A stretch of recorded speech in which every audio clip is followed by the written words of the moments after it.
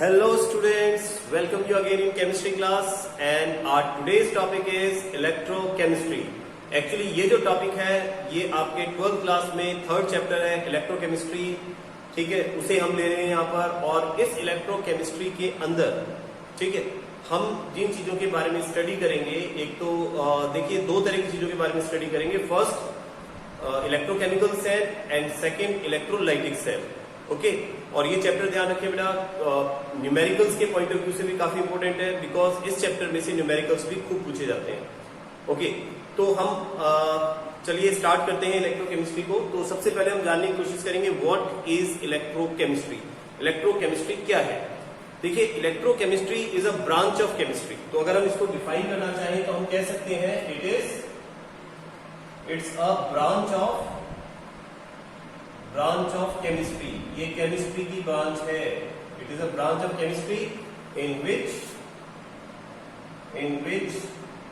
We study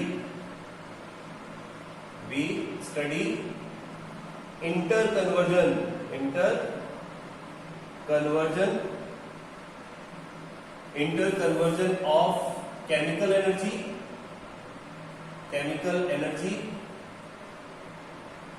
and electrical energy through redox reaction, ठीक है ना।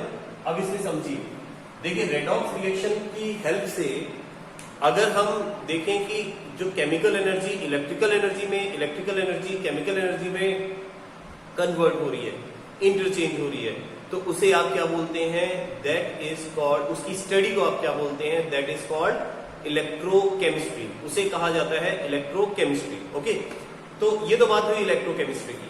अब जैसा मैंने कहा कि इलेक्ट्रोकेमिस्ट्री जो है, एक्चुअली जब हम इन चीजों की स्टडी करते हैं, interconversion of electrical energy and chemical energy, तो हम दो तरह के सेल के बारे में स्टडी करते हैं। We study about two types of cells. First chemical cell, electrochemical cell, and second is electrolytic cell.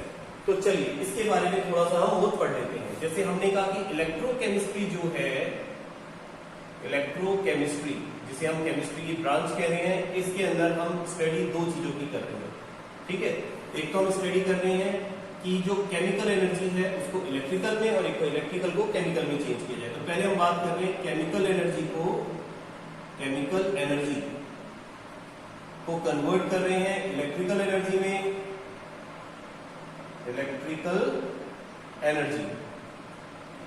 And second is electrical energy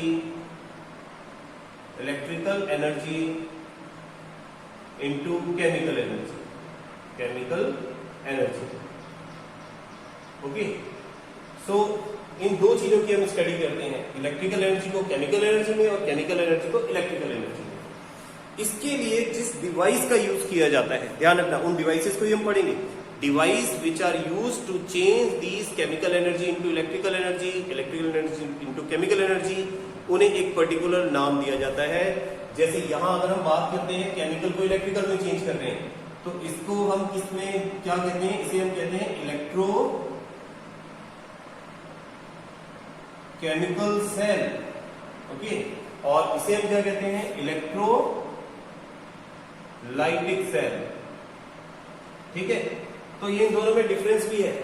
अब अगर मान लीजिए हम दोनों की स्टडी करेंगे, ठीक है, एक एक करके। सबसे पहले हम बात करेंगे इलेक्ट्रोकेमिकल सेल की, और उसके बाद हम बात करने वाले हैं इलेक्ट्रोकेमिकल सेल। ओके, तो सबसे पहले हम बात कर रहे हैं कि इलेक्ट्रोकेमिकल सेल क्या है। अब अगर आपको इसको डिफाइन करना है कि व्हाट इज इलेक्ट्रोकेमिकल सेल, तो आप कैसे डिफाइन करेंगे? It's very simple. देखिए, आप यहां देख सकते हैं जैसा लिखा हुआ है कि इलेक्ट्रोकेमिकल सेल क्या कर रहा है? केमिकल एनर्जी को इलेक्ट्रिकल एनर्जी में कन्वर्ट कर रहा है। तो आप कह सकते हैं the device which convert chemical energy into electrical energy.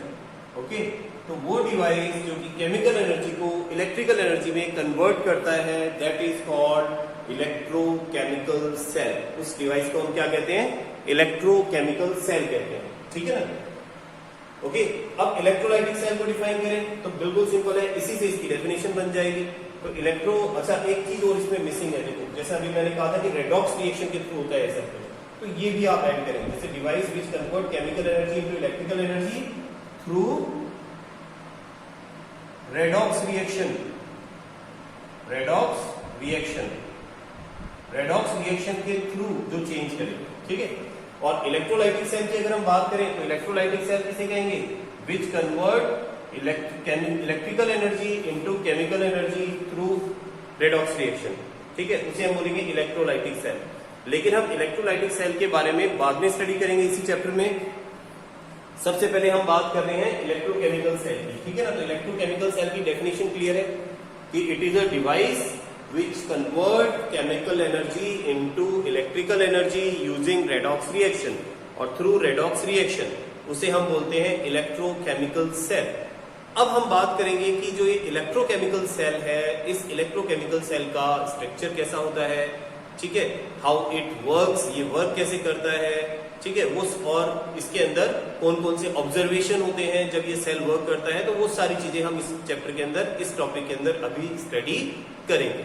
Okay, तो चलिए इसको रफ कर देते हैं और आगे बात करते हैं हम इलेक्ट्रोकेमिकल सेल के बारे में।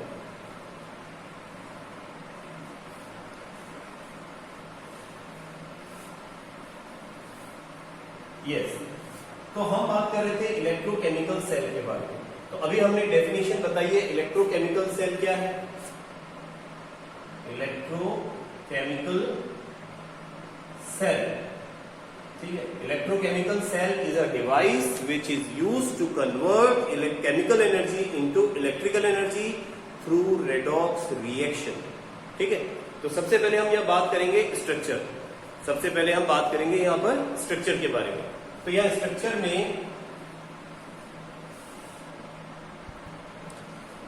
यस, तो हम बात कर रहे थे इलेक्ट्रोकेमिकल सेल, एक्चुअली कुछ डिस्टर्बेंस आ गया था, कंटिन्यू कर रहे हैं। तो देखिए अब यहां पर इलेक्ट्रोकेमिकल सेल की जब हम बात कर रहे हैं तो सबसे पहले हम इसके स्ट्रक्चर की बात करेंगे। एक्चुअली इलेक्ट्रोकेमिकल सेल का स्ट्रक्चर किस तरह से, स्ट्रक्चर, ठीक है। तो इलेक्ट्रोकेमिकल सेल के स्ट्रक्चर में देखिए बहुत सिंपल है, ठीक है, और समझना जरूरी है।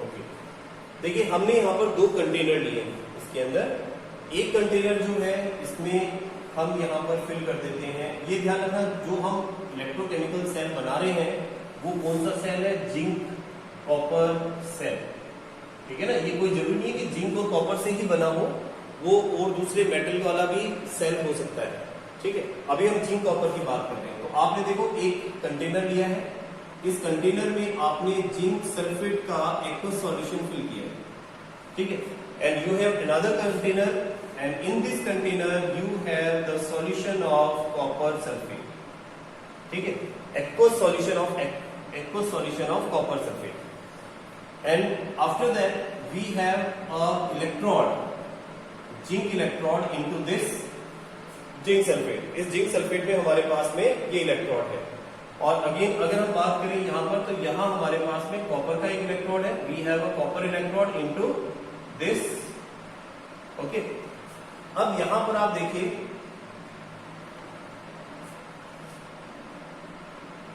If we connect these electrodes, अगर हम इन इलेक्ट्रॉड्स को कनेक्ट करते हैं और यहां पर एक वोल्ट मीटर लगा देते हैं लाइक दिस, इस तरह से, तो यहां पर सॉल्यूशन हो गया है हमारे पास में, है ना, और हमारे पास में यहां पर इलेक्ट्रॉड्स हो गए हैं। इसके अलावा वी आल्सो फिक्स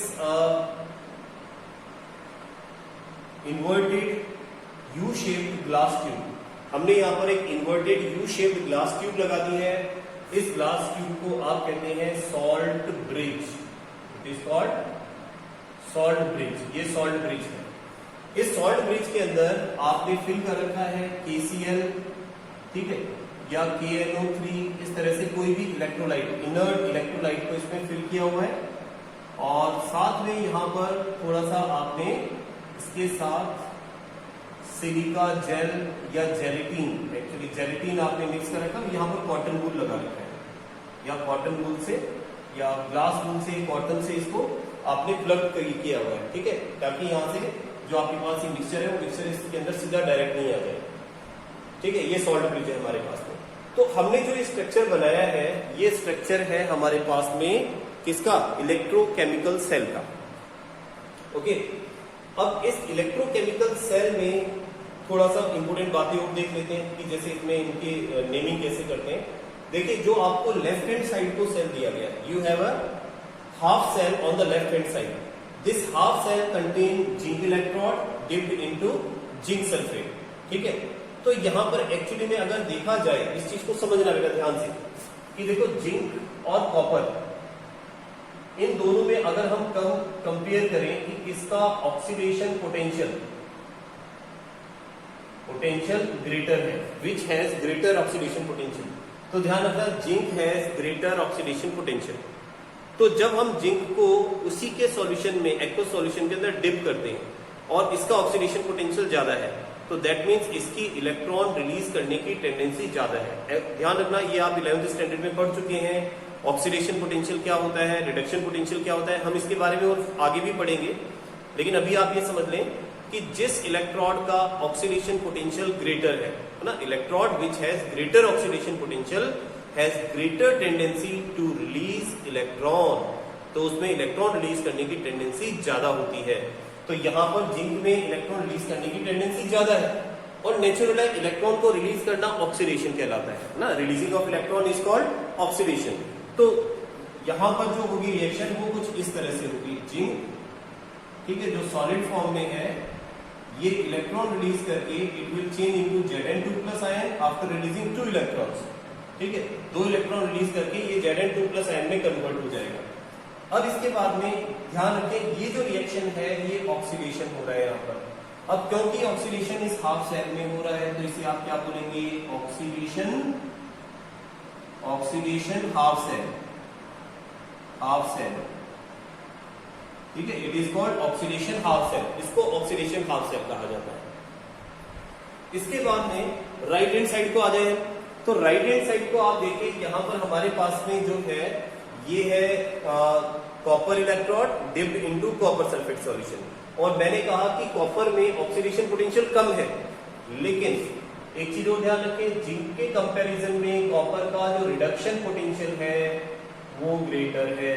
तो रिडक्शन पोटेंशियल क्या होता है? टेंडेंसी टू गेन इलेक्ट्रॉन को गेन करने की टेंडेंसी। तो यहां पर कॉपर में इलेक्ट्रॉन गेन करने की टेंडेंसी ज्यादा है, तो यहां ऑक्सीडेशन हुआ। ठीक है, यहां ऑक्सीडेशन हुआ, जिंक ने इलेक्ट्रॉन रिलीज किए, तो इलेक्ट्रॉन यहां से जिंक से रिलीज होकर के इस तरफ मूव कर रहे हैं। ठीक है, और जिंक इसमें कन्वर्ट हो गया Zn2+ में, तो जिंक तो सॉल्यूशन में आ गया इन फॉर्म ऑफ Zn2+, और इसने जो इलेक्ट्रॉन रिलीज किए वो यहां से होते हुए यहां आ गए। ठीक है, सॉल्यूशन में आपके पास क्या है? देखो, कॉपर सल्फेट, तो कॉपर सल्फेट इस फॉर्म में होगा Cu2+ SO4 2-, क्योंकि आयनिक कंपाउंड है, तो आयंस की फॉर्म में डिसोसिएटेड फॉर्म में है। Cu2+ ions are available in the solution में Cu2+ आयन अवेलेबल है। So what will happen next? ये Cu2+ आयन जैसे ही इसके कांटेक्ट में आएंगे इलेक्ट्रॉन के, और हम देख रहे हैं कि यहां से इलेक्ट्रॉन मूव कर रहे हैं नीचे की तरफ, तो इलेक्ट्रॉन यहाँ नीचे मूव कर रहे हैं, तो इसके जैसे ही कांटेक्ट में आएंगे तो एक रिएक्शन होगी, Cu2+ gaining 2 electron will convert into Cu solid. ये एक्वस था, एक्वस सॉलिड में कन्वर्ट हो जाएगा। तो अब ये रिएक्शन जो है, ये कौन सी रिएक्शन हुई बताओ भाई? रिडक्शन हो गया, it is reduction, it is an example of reduction. ठीक है, तो रिडक्शन इस हाफ सेल में हो रहा है, इस हाफ सेल में रिडक्शन हो रहा है, इसलिए हम इसे क्या बोलेंगे? Reduction half cell. ठीक है, इसे रिडक्शन हाफ सेल कहा है हमने। तो अब ये चीज क्लियर है कि हमारे पास जो इलेक्ट्रोकेमिकल सेल है, it has 2 parts, first oxidation half cell, second reduction half cell. Oxidation takes place in oxidation half cell, reduction takes place in reduction half cell. Got it? ठीक है, किसमें ऑक्सीडेशन हो रहा है और किसमें रिडक्शन हो रहा है, और इसका रीजन भी पता है आपको कि इसमें ऑक्सीडेशन क्यों हो रहा है और इसमें रिडक्शन क्यों हो रहा है। ठीक है, तो यहां पर मेरा कहने का मतलब है कि यहां कॉपर जो है वो डिपॉजिट हो जाएगा ना Cu की फॉर्म के अंदर। ओके, अब थोड़ा सा एक स्टेप और आगे चलते हैं। ठीक, अब जब ये प्रोसेस लगातार होता रहेगा, मेरी बात को गौर से सुनना, जब ये प्रोसेस लगातार होता रहेगा तो आप देख रहे हैं कि इस प्रोसेस में क्या होगा कि जिंक जो इलेक्ट्रॉन की फॉर्म में है, it will convert into Zn2+ and dissolve in aqueous solution of zinc sulphate, इसमें डिसॉल्व हो जाएगा। तो धीरे धीरे जो ये जिंक का इलेक्ट्रोड है ये क्या होता जाएगा, इट विल गेट थिन, ठीक है ना, इट विल गेट थिन, धीरे धीरे ये पतला हो जाएगा।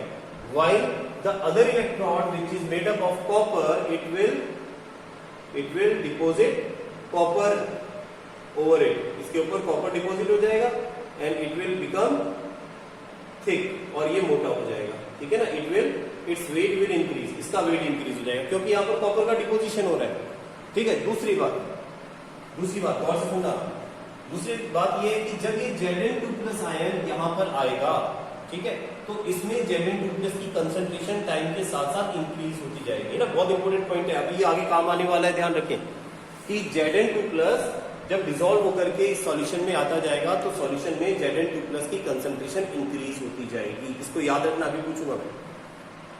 देन फिर यहां पर अगर हम बात करें तो यहां आप देख रहे हैं कि Cu2+ जो है वो यहां डिपोजिट हो रहा है, जबकि कॉपर और सल्फेट दोनों थे, जबकि Cu2+ आयन यहाँ डिपोजिट हो गया तो सॉल्यूशन में क्या बचा, सल्फेट आयन की कंसंट्रेशन बढ़ जाएगी यहाँ पर। तो अब मेरी बात को गौर सुने, यहाँ पर किसकी कंसंट्रेशन बढ़ी है, Zn2+ आयन की, रिडक्शन हाफ में किसकी कंसंट्रेशन बढ़ रही है सॉल्यूशन में, सल्फेट आयन की, दोनों की कंसंट्रेशन इंक्रीज हो रही है, ठीक है, गॉट इट। अब आगे चले, अब देखिए, अब हमें ये भी देखना है कि ये जो इलेक्ट्रोड लगाए हैं, इन इलेक्ट्रोड में एनोड किसे कहेंगे, कैथोड किसे कहेंगे। अभी हमने तो केवल यही बताया ना, इलेक्ट्रॉन रिलीज कर रहा है, गेन कर रहा है, एनोड और कैथोड को भी तो फाइंड करना जरूरी है। तो इसके लिए एक सिंपल सी ट्रिक आपको मैं बता रहा हूं, ठीक है, इसको याद रखेंगे तो आपको कोई दिक्कत नहीं आने वाली। LOAN, लोन, ठीक है ना, किसी से लोन नहीं लेना है। यहां लोन क्या बताता है कि L stands for left, L यहां पर लेफ्ट को बता रहा है, O stands for oxidation, A stands for anode and N stands for negative, ठीक है, N स्टैंड्स फॉर नेगेटिव। कुछ आइडिया आपको लग गया होगा इसके अंदर कि मैं क्या बताना चाह रहा हूं आपको, कि जो लेफ्ट साइड के अंदर हमारे पास हाफ सेल है, ठीक है, या इलेक्ट्रोड है, वहां पर ऑक्सीडेशन होता है, लेफ्ट पर ऑक्सीडेशन होता है, उसे आप एनोड कहते हैं, और वो नेगेटिव होता है। ये चीज हमेशा ध्यान रखिएगा, चाहे वो कोई सा भी सेल हो, जहां ऑक्सीडेशन होगा वही हमेशा एनोड होगा, ठीक है ना, just keep it in your mind. Electrode which undergoes oxidation is always anode, फिर whether it is electrochemical cell और electrolytic cell, it doesn't matter, ठीक है ना, उससे फर्क नहीं पड़ेगा। बस what you have to remember is the electrode which undergoes oxidation is called anode and the electrode which undergoes reduction is called cathode, ठीक है। तो यहां पर हम बात कर रहे हैं कि ये एनोड हो गया और इसके ऊपर चार्ज कौन सा होगा, नेगेटिव, तो यहां इस पर नेगेटिव चार्ज होगा। हाँ, ये कोई जरूरी नहीं है कि एनोड हमेशा नेगेटिव हो, इलेक्ट्रोलाइटिक सेल में ऐसा नहीं होता है ना, वो हम उसके अंदर बात करेंगे, लेकिन अभी ये ध्यान रखें इलेक्ट्रोकेमिकल सेल में एनोड हमेशा नेगेटिव होता है ना, just keep it in your mind. तो ये चीज क्लियर होगी। अब उसका अपोजिट यहां ले लें आप कि राइट साइड में यहां पर क्या होगा, रिडक्शन, और इसे क्या बोलेंगे हम, कैथोड।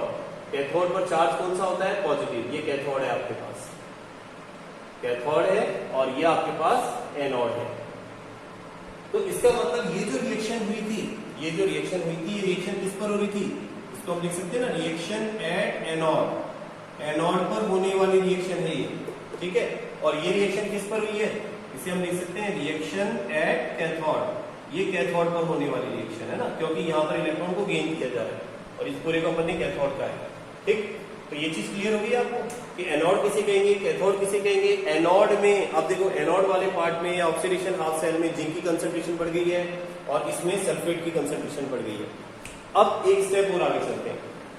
अब एक चीज हमारे दिमाग में बार बार आ रही होगी कि सर ने सब तो बता दिया, लेकिन ये नहीं बताया कि इसमें जो हमने ये यू शेप्ड ट्यूब ली है, ग्लास ट्यूब ली है, जिसे हम सॉल्ट ब्रिज कह रहे हैं, इसका क्या यूज है, इसका तो कोई यूज ही नहीं है। बिल्कुल, ये बहुत इंपॉर्टेंट है, इसके बिना सेल ज्यादा लंबे टाइम तक काम नहीं करेगा, हमें ये लगाना जरूरी होता है। चलिए देखते हैं इसका यूज क्या है। तो अभी जैसा मैंने कहा कि यहां पर किसकी कंसंट्रेशन इंक्रीज हो चुकी है, Zn2+ आयन की। कौन सा चार्ज है, पॉजिटिव चार्ज। इलेक्ट्रॉन पर कौन सा चार्ज है, नेगेटिव चार्ज। क्या होगा, अट्रैक्शन होगा।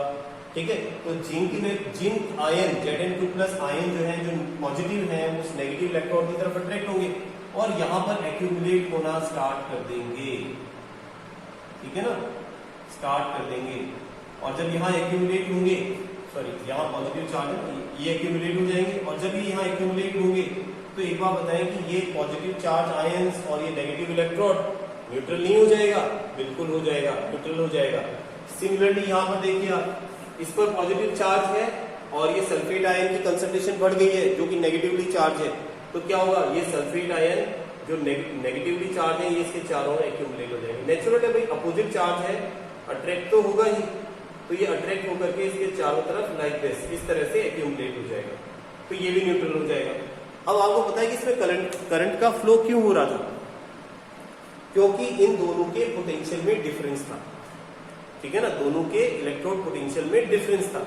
एक का ऑक्सीडेशन पोटेंशियल हाई था, ठीक है, दूसरे का कम था। एक का रिडक्शन पोटेंशियल हाई था, दूसरे का कम था। तो दोनों के पोटेंशियल में डिफरेंस था और उस पोटेंशियल डिफरेंस को ये अपन क्या कह रहे हैं, पोटेंशियल डिफरेंस होता है वही। और पोटेंशियल डिफरेंस जब तक होगा तब तक इलेक्ट्रॉन का फ्लो होगा। और जब हम ये कह रहे हैं कि ये भी न्यूट्रल हो गया, ये भी न्यूट्रल हो गया, तो करंट फ्लो होगा क्या, नहीं होगा। थोड़ी देर बाद जब ये सिचुएशन आएगी तो इलेक्ट्रोकेमिकल सेल में करंट का फ्लो बंद हो जाएगा। It will stop the flow of current. Okay, clear है। अब इसके बाद बात आती है कि इसको कैसे रोका जाए, इस सिचुएशन को कैसे रोका जाए।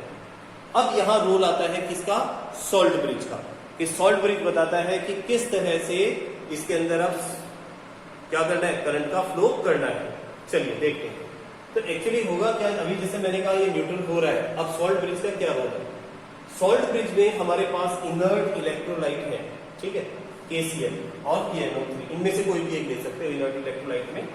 तो यहाँ पर जब ये सिचुएशन क्रिएट होने लगेगी और यहाँ Zn2+ की कंसंट्रेशन बढ़ने लगेगी, उस केस में क्या होगा कि ये सॉल्ट ब्रिज में से जो अपोजिट चार्ज आयन है, ठीक है, जैसे इस पर पॉजिटिव चार्ज है तो नेगेटिव आयन में यहाँ पर एक ही ले लेता हूँ ना, KCl ले लेता हूँ, तो Cl- आयन यहाँ पर अट्रैक्ट होगी, यहाँ से बाहर आना स्टार्ट हो जाएंगे और इस Zn2+ को क्या कर देंगे, न्यूट्रल कर देंगे। अगर Zn2+ न्यूट्रल हो गया तो क्या ये यहाँ डिपोजिट होगा, नहीं होगा, यहाँ एक्यूमुलेट नहीं होगा। क्योंकि एक्यूमुलेट क्यों हो रहा था, क्योंकि इसका कोई काउंटर चार्ज था ही नहीं, इसके मतलब इसके अपोजिट कोई चार्ज था ही नहीं, इसलिए यहाँ पर जाकर इकट्ठा हो रहा था।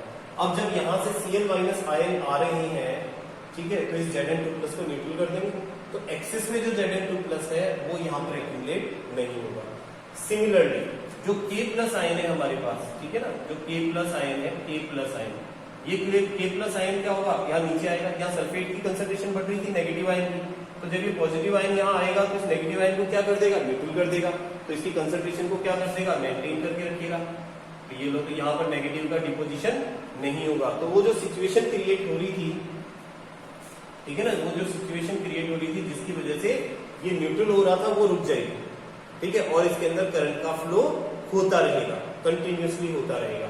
ठीक है, तो ये तो बात हो गई सॉल्ट ब्रिज का फंक्शन। अच्छा, अब एक और चीज देखें कि अब इसमें जैसे अब ये पूरा जो प्रोसेस हो रहा है, इस पूरे प्रोसेस के अंदर आप एक चीज नोटिस कर रहे हैं कि इलेक्ट्रॉन जो है वो एनोड से कैथोड की तरफ फ्लो कर रहे हैं, ठीक है ना। इलेक्ट्रॉन का फ्लो कहाँ हो रहा है, एनोड से कैथोड की तरफ। लेकिन आपने ये भी पढ़ा है कि इलेक्ट्रॉन जिस डायरेक्शन में फ्लो करते हैं, करंट का फ्लो उसके जस्ट अपोजिट डायरेक्शन के अंदर होता है, ठीक है।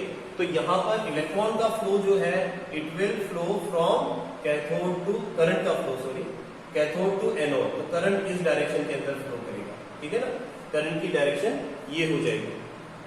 और ये जो वोल्ट मीटर है, इसका पर्पस क्या है, एक्चुअली यहाँ से जब इलेक्ट्रॉन का फ्लो होगा या करंट का फ्लो होगा तो ये उसको मेजर कर लेगा कि पोटेंशियल का डिफरेंस कितना है। वो अभी अपन फाइंड करेंगे कि वो कैसे फाइंड करते हैं हम लोग, लेकिन यहाँ तक आपको क्लियर हो गया है, ठीक है। इसको रफ कर रहा हूँ बेटा मैं, और रफ करके फिर अपन एक बार इसके फंक्शन को बता देते हैं कि सॉल्ट ब्रिज के क्या फंक्शन है। पूरे को रफ करने की आई थिंक जरूरत नहीं है, तो अपन एक काम करते हैं, इसको यहीं से रफ कर देते हैं, ठीक है। अब जैसे क्वेश्चन बेटा एक इंपॉर्टेंट क्वेश्चन है इसमें, ये पूछा जाता है बोर्ड में, कई बार पूछा जा चुका है बोर्ड एग्जाम में कि सॉल्ट ब्रिज के फंक्शंस लिखिए, what are the functions of salt bridge. Salt bridge के फंक्शंस क्या क्या है? तो पहला फंक्शन देखिए, सॉल्ट ब्रिज का जो पहला फंक्शन है, फर्स्ट फंक्शन जो हमने अभी देखा, ये क्या कर रहा है कि ये जो इलेक्ट्रॉन्स है उन पर अपोजिट चार्ज आयन को एक्यूमुलेट होने से रोकता है। तो हम लिख सकते हैं कि it prevent the accumulation of opposite charge ions, ठीक है, जो अपोजिट चार्ज आयंस है उनकी एक्यूमुलेशन को ये रोक देता है, एक्यूमुलेट नहीं होने देता, उनको प्रिवेंट करता है। सेकंड क्या है? सेकंड ये, आप इस चीज को समझना, देखो ये आउटर सर्किट है, आउटर सर्किट में इलेक्ट्रॉन का फ्लो हो रहा है, ठीक है, और इनर सर्किट में किसका फ्लो हो रहा है? इनर सर्किट में आयंस का हो रहा है, ये इनर सर्किट को कंप्लीट कर रहा है। तो हम यहां कह सकते हैं कि it completes the inner circuit, ठीक है, ये इनर सर्किट को कंप्लीट कर देता है। और इसके अलावा ये न्यूट्रलिटी को भी मेंटेन कर रहा है, तो इट मेंटेन द न्यूट्रलिटी को कैसे मेंटेन कर रहा है? देखिए यहां पर हम कह रहे थे इसमें Zn2+ की कंसंट्रेशन बढ़ रही थी, ठीक है, तो जो सॉल्यूशन था वो पॉजिटिव हो रहा था। जब यहां से नेगेटिव आयन आएगा तो वो इस पॉजिटिव आयन को न्यूट्रल कर देगा, तो इस सॉल्यूशन की न्यूट्रलिटी को मेंटेन कर रहा है। सिमिलरली यहां पर भी मेंटेन कर रहा है कि यहां पर जो सल्फेट की कंसंट्रेशन बढ़ रही है, जब यहां से आपके पास K+ आयन आएगा तो उसको न्यूट्रल कर देगा, तो न्यूट्रलिटी को मेंटेन करता है, ठीक है। ये चीज क्लियर है? ओके, रफ कर दें इसे, चलिए अब हम बात करते हैं आगे, तो एक सेकेंड,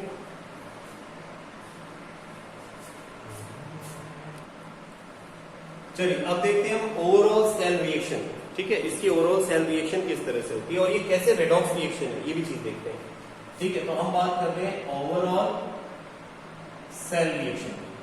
तो ओवरऑल सेल रिएक्शन किस तरह से होती है? सबसे पहले let's see what type of reaction takes place at anode. Anode पर किस तरह की रिएक्शन होगी, उसी सेल की बात कर रहे हैं, ठीक है। तो हम बात करें सबसे पहले रिएक्शन एट एनोड, एनोड पर होने वाली रिएक्शन। तो as we know that anode is made up of zinc, anode is made up of zinc, okay. तो जिंक पर जो रिएक्शन हुई, it is like this, Zn after reducing 2+ ion changes into Zn2+, releasing 2 electron. So this process is called oxidation, इसको oxidation कहा हमने, ठीक है।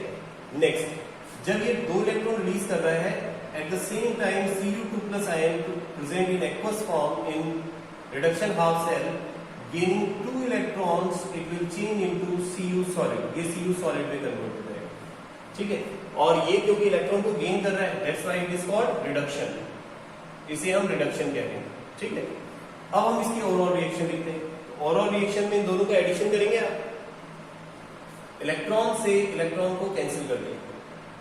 अब जो बच रहा है वो क्या है, देखो Zn solid, Cu2+ aqueous gives Zn2+ aqueous and Cu solid, okay, so this is the overall reaction, ठीक है। अब ये ओवरऑल रिएक्शन में हमें ये प्रूव करना है कि रेडॉक्स रिएक्शन है। देखिए कैसे प्रूव करेंगे। अब आप गौर करें, Zn2+ यहां पर क्या हो रहा है, Zn अगर Zn2+ में चेंज होता है तो आप देखिए इसकी ऑक्सीडेशन स्टेट इंक्रीज हो रही है, इलेक्ट्रॉन रिलीज कर रहा है, that means it is undergoing oxidation, ठीक है, यहां ऑक्सीडेशन हो रहा है।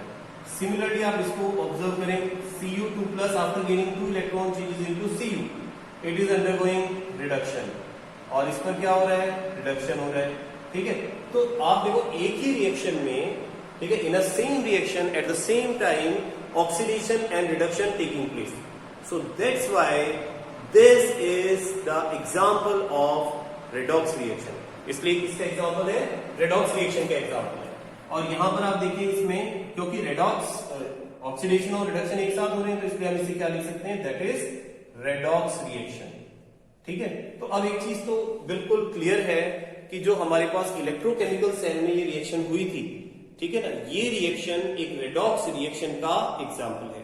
तो इलेक्ट्रोकेमिकल सेल में होने वाली रिएक्शन रेडॉक्स रिएक्शन होती है और इस पूरे प्रोसेस में केमिकल एनर्जी को इलेक्ट्रिकल एनर्जी में चेंज किया जाता है। तो उसकी डेफिनेशन जो हमने कही थी इलेक्ट्रोकेमिकल सेल की, वो यहाँ डिफाइन भी होती है, क्योंकि हमने देखा इलेक्ट्रोकेमिकल सेल में कि एनोड इलेक्ट्रॉन रिलीज कर रहा है, कैथोड इलेक्ट्रॉन को गेन कर रहा है, ठीक है, इलेक्ट्रॉन ट्रांसफर हो रहे हैं कैथोड से एनोड और करंट ट्रांसफर हो रहा है एनोड से कैथोड से एनोड की तरफ। तो वहां पर जो करंट का फ्लो हो रहा है वो ड्यू टू इलेक्ट्रॉन और रेडॉक्स रिएक्शन हो रहा है और केमिकल एनर्जी इलेक्ट्रिकल एनर्जी में कन्वर्ट हो रही है, इसलिए हम इसको क्या बोल रहे हैं, इलेक्ट्रोकेमिकल सेल। ठीक है, तो ये तो हो गया हमारा इलेक्ट्रोकेमिकल सेल के अंदर ओवरऑल रिएक्शन।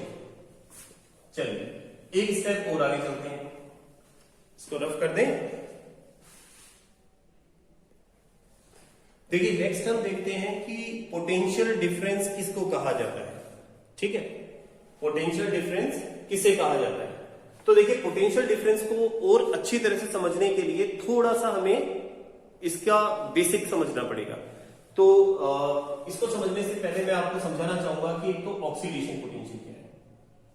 ऑक्सीडेशन पोटेंशियल, ठीक है, एक्चुअली ऑक्सीडेशन पोटेंशियल क्या है, जब आप किसी इलेक्ट्रोड को उसी के सॉल्यूशन में डिप करते हैं, जैसे जिंक को जिंक सल्फेट में, कॉपर को कॉपर सल्फेट में, तो उस समय इलेक्ट्रॉन को रिलीज या गेन करने की जो टेंडेंसी है उसे तो हम कहते हैं उसका electrode potential.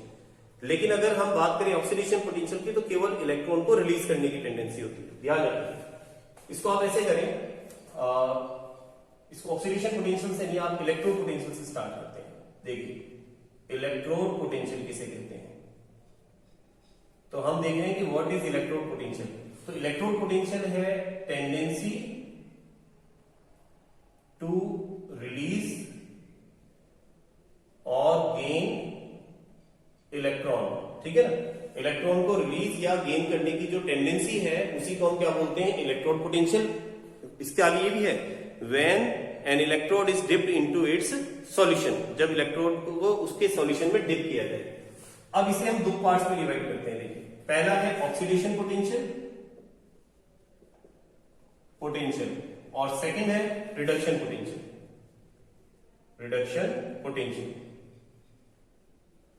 First is oxidation potential and second is reduction potential. तो ऑक्सीडेशन पोटेंशियल क्या हुआ, ऑक्सीडेशन पोटेंशियल है टेंडेंसी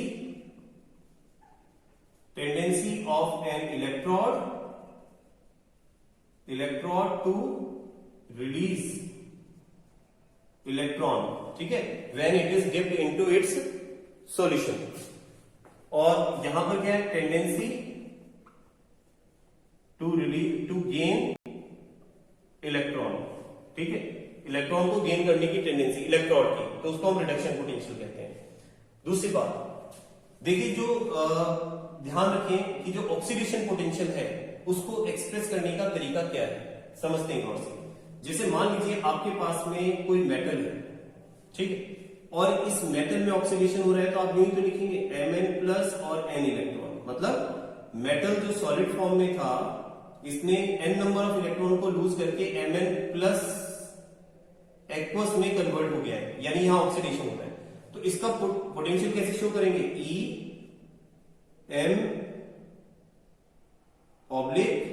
Em/Mn+। तो इसका मतलब ये किसको शो कर रहा है, ऑक्सीडेशन पोटेंशियल को शो कर रहा है। सिमिलरली रिडक्शन को देखो आप, Mn+, ठीक है, ये आपके पास एक्वस फॉर्म में आए, n नंबर ऑफ इलेक्ट्रॉन अगर ये गेन कर लेता है तो ये किसमें कन्वर्ट हो जाएगा, n सॉलिड में। ठीक है, तो यहां रिडक्शन हो रहा है, तो रिडक्शन पोटेंशियल को कैसे शो करेंगे, Mn+ gaining electron, it will change into n। ठीक है, n फॉर मेटल। तो ये बात समझ आ गई, ये जो मैंने सिंबल लिखा है ये मैंने ऑक्सीडेशन पोटेंशियल को शो करने के लिए लिखा है और वो मैंने रिडक्शन पोटेंशियल को शो करने के लिए लिखा है। अब एक चीज और ध्यान रखें, एक टर्म आती है जिसे हम कहते हैं स्टैंडर्ड, ठीक है, स्टैंडर्ड इलेक्ट्रोड पोटेंशियल।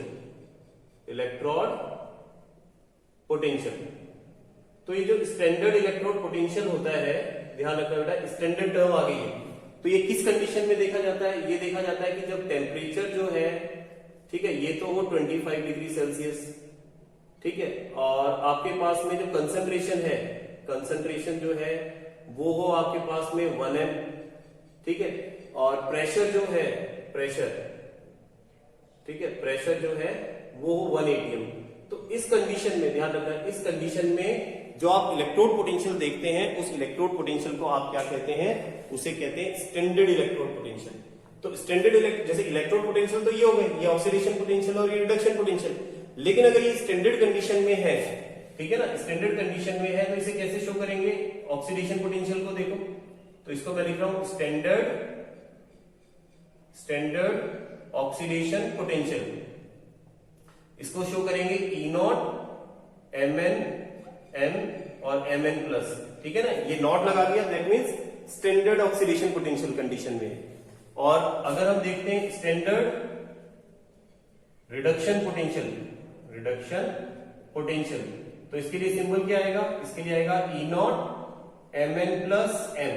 तो इसमें थोड़ा सा ही डिफरेंस देख रहे हो आप, क्या डिफरेंस देख रहे हो कि ऑक्सीडेशन पोटेंशियल में तो आप देखो M फिर Mn प्लस, यानी ये इलेक्ट्रॉन रिलीज करके Mn प्लस में चेंज हो रहा है, ऑक्सीडेशन हो रहा है, और रिडक्शन में जो Mn प्लस है, N प्लस चार्ज है, वो M में कन्वर्ट हो रहा है, यानी इलेक्ट्रॉन को गेन कर रहा है, तो ये रिडक्शन पोटेंशियल है, ठीक है, ये चीज क्लियर है। अब मेरी बात सुनना गौर से कि किसी भी इलेक्ट्रोड का जो ऑक्सीडेशन पोटेंशियल होता है, ठीक है, ऑक्सीडेशन पोटेंशियल होता है, उतनी ही वैल्यू रिडक्शन पोटेंशियल की भी होती है, बस फर्क इतना होता है कि उसमें चार्ज का डिफरेंस होता है। मतलब किसी इलेक्ट्रोड में जितने इलेक्ट्रॉन गेन करने की टेंडेंसी है उतनी ही नेगेटिव में इलेक्ट्रॉन रिलीज करने की टेंडेंसी होती है। जैसे फॉर एग्जाम्पल, जैसे मान लीजिए मैं स्टैंडर्ड की बात कर रहा हूं ना, यहां पर अपन ले लेते हैं, जैसे हमारे पास में ऑक्सीडेशन पोटेंशियल की बात कर रहा हूं मैं ना, जिंक के लिए, तो E Zn/Zn2+, standard oxidation potential of zinc, और इसकी वैल्यू जो होती है दैट इज 0.76 वोल्ट होती है, ठीक है, फिक्स है ये। और अगर हम बात करें कॉपर की, ठीक है, तो ध्यान रखना बेटा, कॉपर का जो oxidation potential reduction oxidation potential होता है वो होता है Cu, क्योंकि अपन तो यहाँ ऑक्सीडेशन पोटेंशियल लिख रहे हैं ना, तो यहाँ आएगा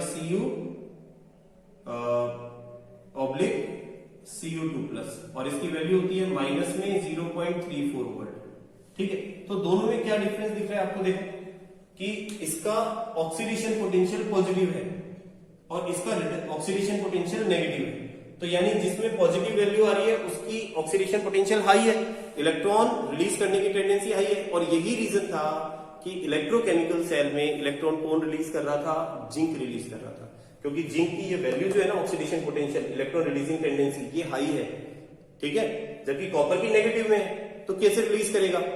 अब दूसरी बात, मैंने कहा जितना ऑक्सीडेशन पोटेंशियल होता है उतनी ही वैल्यू, लेकिन साइन चेंज के साथ में वो रिडक्शन पोटेंशियल होती है। जैसे अगर अपन इसका ऑक्सीडेशन पोटेंशियल ये लिख रहे हैं, अब मैं इसका रिडक्शन पोटेंशियल लिखता हूं, ठीक है, standard reduction potential E not Zn2+ Zn, देखो क्या डिफरेंस आया, इसमें Zn आ गया, Zn2+ पीछे, या Zn2+ आ गया और Zn पीछे, तो यहां पर क्या वैल्यू आएगी, माइनस में 0.76 वोल्ट, ठीक है। डिफरेंस कैसे आया, ये पॉजिटिव था और रिडक्शन पोटेंशियल इसका नेगेटिव है, क्योंकि इसमें इलेक्ट्रॉन गेन करने की टेंडेंसी बहुत कम है, रिलीज करने की टेंडेंसी ज्यादा है। सिमिलरली अगर अपन देखें कॉपर के लिए, तो कॉपर के लिए वैल्यू क्या आएगी, Cu2+/Cu equals to positive 0.34 volt. इसका मतलब कॉपर की इलेक्ट्रॉन गेन करने की टेंडेंसी पॉजिटिव है, ठीक है ना, ये पॉजिटिवली इलेक्ट्रॉन को गेन करेगा, गॉट इट। तो ये चीज आपको समझ में आ गई, रिडक्शन पोटेंशियल ऑक्सीडेशन पोटेंशियल क्या होता है, ठीक है, किस तरह से एक दूसरे से रिलेटेड है। एक बहुत इंपॉर्टेंट बात, ठीक है, जो आपको ध्यान रखनी है, ध्यान रखिए बेटा, आजकल, ठीक है, आजकल एक चाहे वो ऑक्सीडेशन पोटेंशियल हो चाहे रिडक्शन पोटेंशियल हो, ध्यान रखना एक सिंपल सी टर्म काम में आती है जिसे हम बोलते हैं इलेक्ट्रोड पोटेंशियल, ठीक, यानी किसी भी इलेक्ट्रोड का अगर पोटेंशियल शो करना है तो ध्यान रखना वो किस में एक्सप्रेस किया जाता है, उसको इलेक्ट्रोड पोटेंशियल भी कहा जाता है, इलेक्ट्रोड पोटेंशियल। अभी तक तो हमने अभी क्या बताया आपको, हमने कहा इलेक्ट्रोड पोटेंशियल दो तरह के होते हैं, लेकिन आजकल ध्यान रखें जो रिडक्शन पोटेंशियल होता है, रिडक्शन पोटेंशियल जो होता है बुक्स में, उसी को इलेक्ट्रोड पोटेंशियल माना जाता है। तो इसको बहुत अच्छी तरह ध्यान रखना है कि बुक में कहीं पर भी अगर आपको इलेक्ट्रोड पोटेंशियल लिखा हुआ मिल जाए कि ये इस इलेक्ट्रोड का इलेक्ट्रोड पोटेंशियल है, दैट मीन्स वो रिडक्शन पोटेंशियल है, वो ऑक्सीडेशन पोटेंशियल नहीं है। जब तक आपको अलग से लिखा हुआ नहीं मिले कि ये इसका ऑक्सीडेशन पोटेंशियल है, उसे नहीं मानना है। अगर अगर इलेक्ट्रोड पोटेंशियल लिखा हुआ है तो उसको क्या कंसीडर करेंगे, उसे आप कंसीडर करेंगे कि वो क्या है, वो रिडक्शन पोटेंशियल है। तो आजकल ध्यान रखना, रिडक्शन पोटेंशियल इलेक्ट्रोड पोटेंशियल एक ही चीज है, ठीक है ना। और वैसे हमने बता दिया कि दो तरह के होते हैं, तो ये चीज क्लियर हो गई है आपको। चलिए अब इसके बाद हम देखते हैं कि किस तरह से पोटेंशियल डिफरेंस निकाला जाता है। अब हम पोटेंशियल डिफरेंस की बात करेंगे क्योंकि हमें अब इलेक्ट्रोड पोटेंशियल पता चल गया है, ठीक है। तो अगर मैं पोटेंशियल डिफरेंस को डिफाइन करूं कि भाई पोटेंशियल डिफरेंस क्या है, पोटेंशियल डिफरेंस क्या है, तो कैसे डिफाइन करेंगे? बहुत ही सिंपल तरीका है। देखिए पोटेंशियल डिफरेंस को डिफाइन करने के लिए एक हमारे पास सिंपल सी डेफिनेशन है कि difference of electrode potential of a cell is called potential difference, ठीक है। तो हम यूं कह सकते हैं difference of electrode potentials of electrodes in a cell is called potential difference। potential difference भाई हमें ये तो पता है ना कि हमारे पास जो इलेक्ट्रोड लगे होते हैं उनका अपना पोटेंशियल होता है, ऑक्सीडेशन पोटेंशियल, रिडक्शन पोटेंशियल, और रिडक्शन को हम लोग इलेक्ट्रोड पोटेंशियल कहते हैं। तो जो ये इलेक्ट्रोड पोटेंशियल का डिफरेंस है, ठीक है, उसी को तो आप क्या बोलेंगे, पोटेंशियल डिफरेंस। अब डिफरेंस कैसे निकालोगे बताओ, किसका इलेक्ट्रोड पोटेंशियल या रिडक्शन पोटेंशियल हाई होता है? कैथोड का। तो कैथोड में से एनोड को सेपरेट कर दो तो जो आएगा वो पोटेंशियल डिफरेंस है, ठीक है। तो अगर मुझे पोटेंशियल डिफरेंस फाइंड करना है, पोटेंशियल डिफरेंस फाइंड करना है, डिफरेंस फाइंड करना है तो कैसे फाइंड करूंगा कि electrode potential of cathode minus electrode potential of anode का इलेक्ट्रोड पोटेंशियल, और इन दोनों का जो डिफरेंस आएगा, ठीक है, फाइंड कर ले। देखिए इसको लिखेंगे कैसे, ध्यान रखना, जो पोटेंशियल डिफरेंस होता है उसको ई सेल से भी डिनोट करते हैं। इसे पोटेंशियल डिफरेंस तो कहते हैं, इसे सेल पोटेंशियल भी कहते हैं, ठीक है ना, इसे सेल पोटेंशियल भी कहते हैं। तो सेल पोटेंशियल अगर हम फाइंड कर रहे हैं स्टैंडर्ड कंडीशन में, तो मैं ई नॉट सेल लिखूंगा इसे, और इलेक्ट्रोड पोटेंशियल, ठीक है, स्टैंडर्ड ले लेते हैं, standard electrode potential of cathode और standard electrode potential of anode, इनको सेपरेट करेंगे। इसको किससे शो करेंगे, क्योंकि हम रिडक्शन पोटेंशियल कहते हैं, ध्यान रखना, इलेक्ट्रोड पोटेंशियल को। तो पहले कॉपर के लिए लिखेंगे Cu2 प्लस Cu, और फिर लिखेंगे हम E0 Zn2 प्लस Zn, और वैल्यू पुट कर दें। अभी हमने वैल्यू फाइंड की थी इलेक्ट्रोड पोटेंशियल या रिडक्शन पोटेंशियल, तो कॉपर की वैल्यू कितनी थी, इसकी वैल्यू हमारे पास में थी 0.34 वोल्ट माइनस, और जिंक के लिए था माइनस 0.76 वोल्ट। सॉल्व करेंगे तो 1.10 वोल्ट आ जाएगा आपके पास पॉजिटिव में, ठीक है। तो यानी हमारे पास जो कॉपर जिंक सेल है उसका जो सेल पोटेंशियल होता है वो 1.10 वोल्ट होता है, ठीक है ना।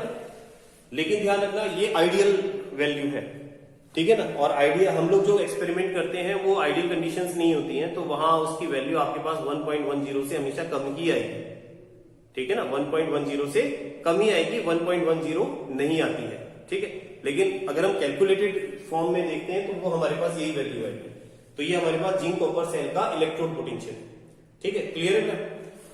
अब आगे चलते हैं, इसको रफ कर दें। अब देखिए बेटा, एक छोटी सी टर्म और आती है EMF, इलेक्ट्रोमोटिव फोर्स, ध्यान रखें, इलेक्ट्रोमोटिव फोर्स, ठीक है, जिसको हम EMF बोलते हैं, ठीक है। और एक अभी हमने कहा पोटेंशियल डिफरेंस, ठीक है। तो अभी इनमें थोड़ा सा डिफरेंस और समझ गए। देखिए जब आप किसी सेल के अंदर आपने वोल्टमीटर लगा रखा है, और आप उसमें ये देख रहे हैं कि उसका मतलब पोटेंशियल डिफरेंस कितना आ रहा है, तो आप उसमें करंट फ्लो करके देखेंगे उसे।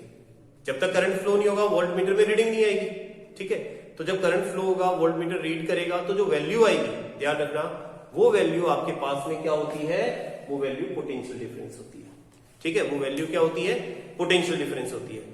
और अगर हम ईएमएफ की बात करते हैं, इलेक्ट्रोमोटिव फोर्स की बात करते हैं, तो ध्यान रखना इसे उस समय मेजर किया जाता है जब सेल में करंट का फ्लो नहीं हो रहा होता है। और जब सेल में करंट का फ्लो नहीं होगा तो आपके पास जो पोटेंशियल डिफरेंस की वैल्यू आएगी वो मैक्सिमम आएगी, ठीक है ना। तो अगर आपसे पूछा जाए कि ईएमएफ या इलेक्ट्रोमोटिव फोर्स क्या है, तो EMF is the value of potential difference when there is no flow of current in the circuit of cell. Cell के सर्किट में जब करंट फ्लो नहीं हो रहा है, and it is always maximum, ये हमेशा मैक्सिमम होती है। लेकिन अगर हम केवल पोटेंशियल डिफरेंस की बात करते हैं तो करंट फ्लो हो रहा है, फिर आप उसको वोल्ट मीटर में चेक कर रहे हैं, तो नेचुरल है कि जो कुछ वोल्टेज उसका कम हो जाएगा, किस वजह से, करंट के फ्लो की वजह से। सर्किट में जब करंट फ्लो हो रहा है, वोल्टेज भी तो उसको, वोल्ट मीटर भी तो उसको गेन कर रहा है, तो इसलिए वो जो वैल्यू आएगी वो आपके पास मैक्सिमम से थोड़ी कम आएगी, ठीक है ना। तो ये अंतर आपको पता होना चाहिए कि इलेक्ट्रोमोटिव फोर्स क्या है और पोटेंशियल डिफरेंस क्या है। पोटेंशियल डिफरेंस तो सिंपल है कि इलेक्ट्रोड पोटेंशियल का डिफरेंस इलेक्ट्रोड पोटेंशियल डिफरेंस है, लेकिन ईएमएफ भी पोटेंशियल डिफरेंस है, लेकिन ये कब मेजर किया जाता है, जब करंट का फ्लो नहीं हो रहा होता है, ठीक है। चलिए, तो ये तो बात हो गई इलेक्ट्रोमोटिव फोर्स की और पोटेंशियल डिफरेंस की। अब हम बात करते हैं एक और टॉपिक इसके बारे में, आज का लास्ट टॉपिक, और वो है effect of external potential on electrochemical cell, ठीक है। देखिए, अब हम बात कर रहे हैं effect of external potential on electrochemical cell. Electrochemical cell पर एक्सटर्नल पोटेंशियल का क्या इफेक्ट पड़ेगा, ठीक है। एक बार रफली इसको अपन ड्रॉ करते हैं। देखिए, ये हमने एक सेल बना दिया है और इस सेल में, ठीक है, ये हमने 2 इलेक्ट्रोड फिट कर दिए, and now we have voltmeter and और सॉल्ट ब्रिज, ठीक है। अब यहां समझिए मेरी बात, यहां वोल्टमीटर को हटा करके हम यहां एक बैटरी फिक्स कर देते हैं, ठीक है। हमने यहां बैटरी लगा दी है, सपोज प्लस माइनस, ये बैटरी मैंने फिट कर दी है। अब आपको ये देखना है कि जो बैटरी है ये एक एक्सटर्नल पोटेंशियल है, ध्यान रखना, दिस इज एक्सटर्नल पोटेंशियल। अब हमें चेक करना है इस एक्सटर्नल पोटेंशियल का क्या इफेक्ट होगा। अब यहां 3 पॉसिबिलिटी है। देखिए, पहली पॉसिबिलिटी क्या है, पहली पॉसिबिलिटी ये है कि हमारे पास जो ई सेल है, ई सेल पता है ना, हमने अभी वैल्यू फाइंड की थी कि ई सेल होती है 1.10 वोल्ट, ठीक है। तो अब अगर मान लीजिए हमारे पास ई सेल की वैल्यू, हम ये कह रहे हैं कि ग्रेटर है किससे, एक्सटर्नल पोटेंशियल से, ठीक है। एक्सटर्नल पोटेंशियल से ई सेल की वैल्यू ग्रेटर है। ई सेल की वैल्यू कितनी थी, 1.10 वोल्ट, या यूं कह सकते हैं कि एक्सटर्नल पोटेंशियल 1.10 वोल्ट से कम का वोल्टेज दे रहा है। तो उस कंडीशन में क्या होगा, तो देखिए उस कंडीशन में अब जिसका पोटेंशियल हाई है, जैसे हम कह रहे हैं सेल का पोटेंशियल एक्सटर्नल पोटेंशियल से हाई है इस कंडीशन में, तो जिसका पोटेंशियल हाई है नेचुरल है उसी की चलनी है, ठीक है ना। तो वो अपने अकॉर्डिंग सेल को चलाएगा। तो सेल इसके अकॉर्डिंग चलेगी तो क्या होना चाहिए कि अभी हम क्या देख रहे थे कि एक तो एनोड था हमारे पास और एक हमारे पास कैथोड था, ठीक है। तो क्या हो रहा था, इलेक्ट्रॉन का फ्लो एनोड से कैथोड की तरफ हो रहा था, और करंट का फ्लो कहां हो रहा था, करंट का फ्लो कैथोड से एनोड की ओर हो रहा था, इस तरह से यहां करंट फ्लो हो रहा था। तो एज इट इज यही चलता जाएगा, ठीक है ना, ऐसा ही होगा। क्यों, क्योंकि हमारे पास में जो सेल का पोटेंशियल है वो ग्रेटर है, जो हमने एक्सटर्नल पोटेंशियल लगाया है वो कम है, ठीक है। अब दूसरा केस लेते हैं। सेकेंड केस में हम यहां ये लेते हैं कि अगर मान लीजिए आपके पास ई सेल की वैल्यू जो है it is equals to external potential, external potential के इक्वल है, ठीक है। तो आप इसको यूं भी कह सकते हैं कि इसकी वैल्यू कितनी आ रही है, 1.10 वोल्ट, ठीक। तो अगर सेल का पोटेंशियल भी 1.10 है इस सेल का, और बाहर जो एक्सटर्नल पोटेंशियल लगाया है वो भी 1.10 है, तो दोनों इक्वल हो गए ना। इक्वल हो गए तो क्या होगा, न तो इधर जाएगा न इधर जाएगा, बीच में ही रहेगा, यानी करंट का फ्लो भी नहीं होगा और इलेक्ट्रॉन का फ्लो भी नहीं होगा। तो इसमें दो बातें आएंगी, there will be no flow of electron as well as current. ठीक है ना, करंट और इलेक्ट्रॉन का फ्लो नहीं होगा अगर दोनों की वैल्यू इक्वल है तो। ठीक है, नंबर 3, ई सेल की वैल्यू हम ये कह रहे हैं कि अगर कम हो और एक्सटर्नल